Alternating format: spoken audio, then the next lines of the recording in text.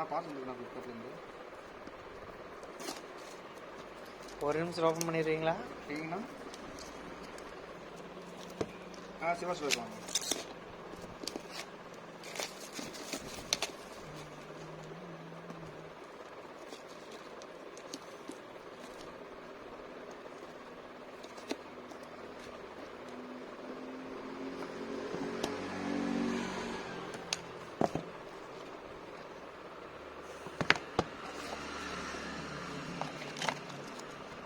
உங்களுக்கு ஜாக்பாட் ₹1.